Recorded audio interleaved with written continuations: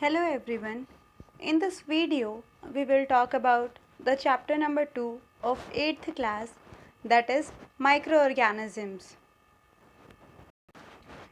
In the previous videos, we have already talked about the beneficial microorganisms as well as the harmful microorganisms.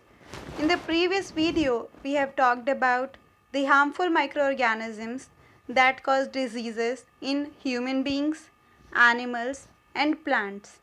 Now, in this video, we will talk about the food preservatives or the substances through which we can preserve our food from the contamination of microorganisms. So, food preservative, let's start with this.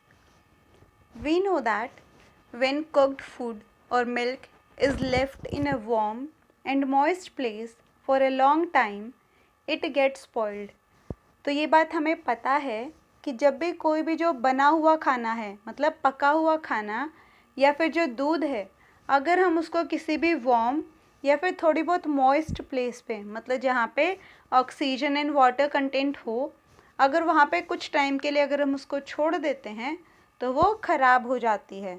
For example कि अगर कोई भी दूध है, अगर हमने उसको गर्म किया है और उसके बाद हमने उसको नॉर्मली गर्मियों के टाइम पे किचन में छोड़ दिया, तो क्या होगा कि अगले दिन तक वो जो दूध है वो ख़राब हो जाएगा. तो यही चीज़ है कि अगर हमने कोई भी बना हुआ खाना, पका हुआ खाना या फिर दूध, अगर हम किसी भी मॉइस्ट प्लेस पे उसको ज़्यादा टाइम तक छोड़ देते हैं तो वो खाना ख़राब हो जाता है. The food get spoiled due to the microbial contamination. तो वो खाना ख़राब क्यों हुआ है, किसकी वजह से हुआ है?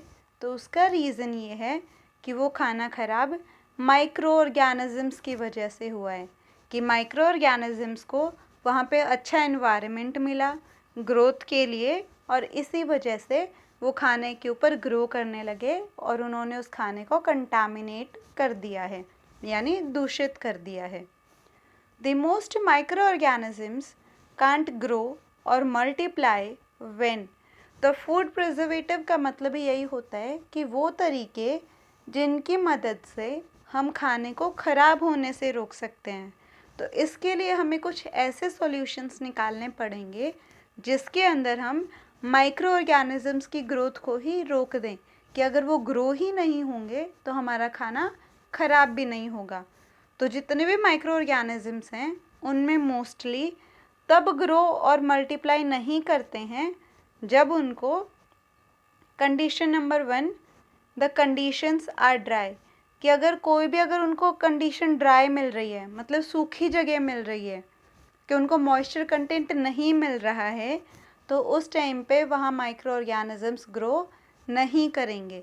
तो मतलब जहाँ ड्राई कंडीशंस हैं वहाँ पे कंटामिनेशन के चांसेस कम होते हैं. दूसरा सॉल्यूशन है the temperature is very low, कि जो टेम्परेचर है नॉर्मली वो बहुत कम हो. फॉर एग्ज़ाम्पल कि अगर हम उसी खाने को या फिर वो दूध जिसकी हमने बात की थी कि अगर हमने उसको अगले दिन तक वहीं किचन में छोड़ दिया तो वो ख़राब हो जाएगा, पर वहीं अगर उसी दूध को हम फ्रिज में रख दें तो वो तब तक ख़राब नहीं होगा. क्यों? क्योंकि उसका जो टेम्परेचर है वो काफ़ी कम है, और जहाँ भी टेम्परेचर कम ज़्यादा कम होता है वहाँ पे माइक्रो ऑर्गेनिज़म्स ग्रो नहीं कर पाते हैं. या फिर तीसरी चीज़ ये हो सकती है the temperature is very high, कि जो टेम्परेचर है वो बहुत ज़्यादा गर्म हो, तो उस टाइम पे भी जो माइक्रो ऑर्गेनिज़म्स हैं वो ग्रो नहीं करेंगे.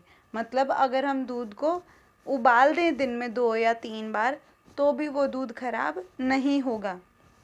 तो 3 कंडीशंस ऐसी हैं जिनके अंदर माइक्रो ऑर्गेनिज़म्स की जो ग्रोथ होती है वो रुक सकती है.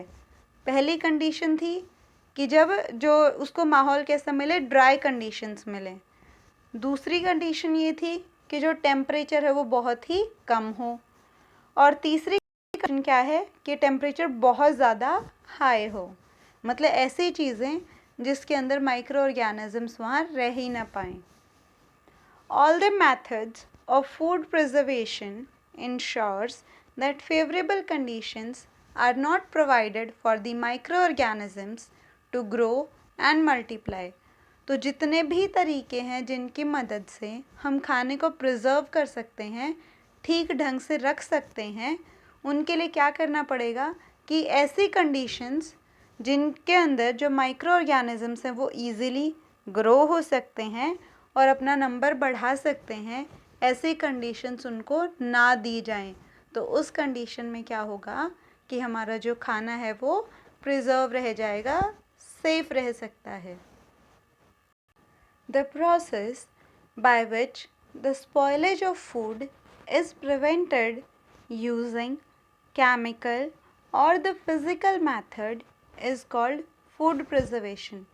तो ऐसा तरीका या ऐसा प्रोसीजर जिसके अंदर जो खाना ख़राब हो रहा है हम उसको रोक सकते हैं, किसका यूज़ करते हुए?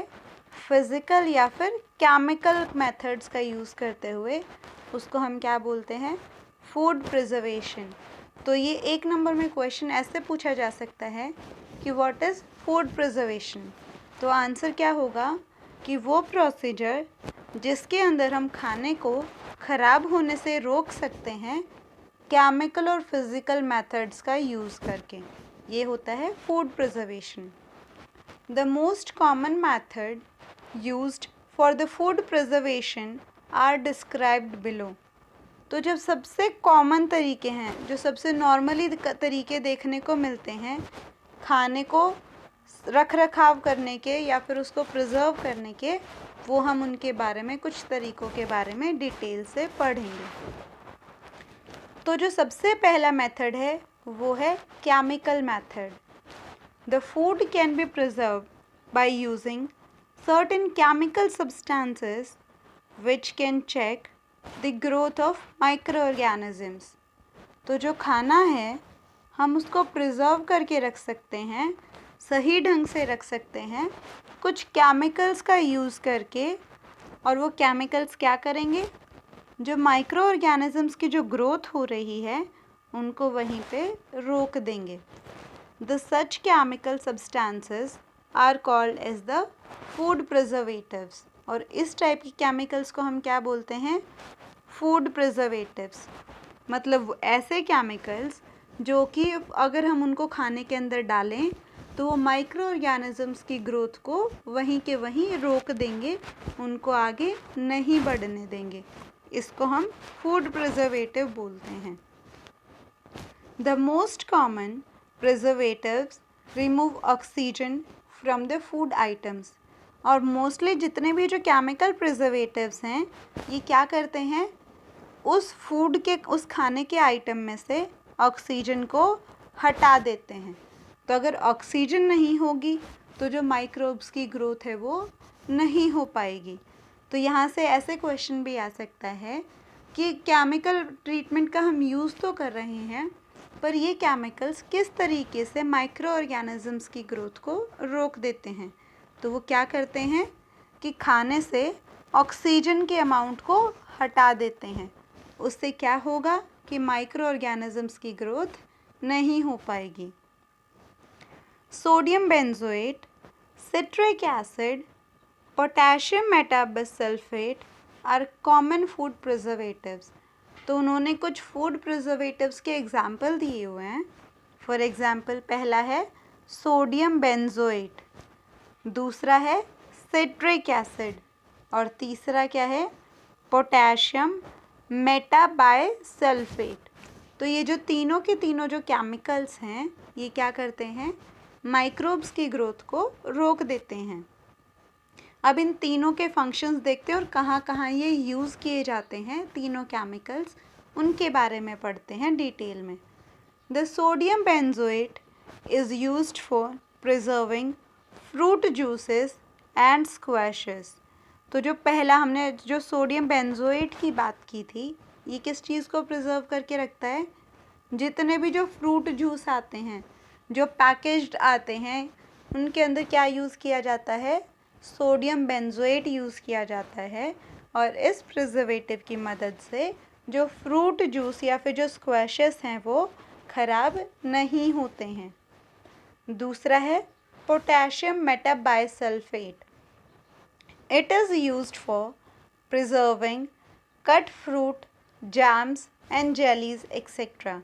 तो ये जो पोटेशियम मेटाबाइसल्फेट है, जो कटे हुए फ्रूट होते हैं उनको प्रिजर्व करवाता है। जो हम घर में जो जाम वगैरह खाते हैं या फिर जो जेलीज़ वगैरह खाते हैं उनके अंदर भी पोटेशियम मेटाबाइसल्फेट यूज़ किया जाता है। ये भी उन फूड आइटम्स को ख़राब नहीं होने देता है। The citric acid is used as a preservative in confectioneries. तो जितने भी जो कन्फेक्शनरी के आइटम्स आते हैं मार्केट में उन सब के अंदर क्या यूज़ किया जाता है? सिट्रिक एसिड यूज़ किया जाता है। तो ये तो था केमिकल मेथड फूड प्रिजर्वेशन का।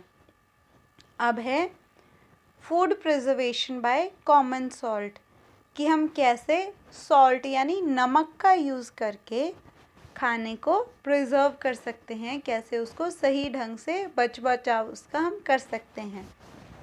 For ages people have preserved fish and meat by salting. तो बहुत पुराने टाइम से चलता आ रहा है ये तरीका सॉल्टिंग का, जिसके अंदर जो कॉमन पीपल हैं वो फ़िश को या फिर जो मीट है उसको नमक की मदद से प्रिजर्व करके रखते हैं माइक्रो ऑर्गेनिज्म से। Meat and fish are covered with the common salt to prevent the growth of microbes. तो ये जो मीट है या फिर जो फिश है इसको हम क्या करते हैं, नमक के साथ उसको पूरा कवर कर देते हैं और उसकी मदद से क्या होता है, माइक्रो ऑर्गेनिजम्स की ग्रोथ नहीं हो पाती है। Salting draws out water moisture from the food, thus prevent the microbial growth and reproduction. तो सॉल्टिंग करता क्या है एग्जैक्टली, नमक मिलाने से क्या होता है कि जितना भी जो पानी होता है, मतलब जितना भी मॉइस्चर कंटेंट है फिश या फिर मीट में से, उस सबको बाहर निकाल देता है जितने भी पानी को, और उसकी मदद से क्या होता है, जो माइक्रोब्स की ग्रोथ है और उनका जो रिप्रोडक्शन है वो नहीं हो पाता है। तो जो हमने केमिकल्स की बात करी थी वो केमिकल्स क्या कर रहे थे, ऑक्सीजन का कंटेंट रिमूव करवा रहे थे, और जो सॉल्ट है ये क्या कर रहा है, पानी का जो मॉइस्चर कंटेंट है उसको रिड्यूस करवा रहा है। The salting is also used to preserve amla, raw mangoes, turmeric etcetera. तो ये जो सॉल्टिंग है ये किस चीज़ के लिए यूज़ में किया जाता है, किस किस चीज़ को रख रखाने के लिए यूज़ में किया जाता है?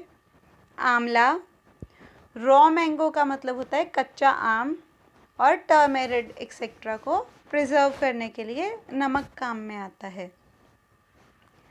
तीसरा है प्रिजर्वेशन बाय शुगर, कि हम कैसे शुगर यानी मीठा, चीनी वगैरह की हेल्प से कैसे खाने को प्रिजर्व करके रख सकते हैं। तो चीनी करती क्या है, it reduce the moisture content of the food, thus inhibits the growth of food spoiling micro organisms.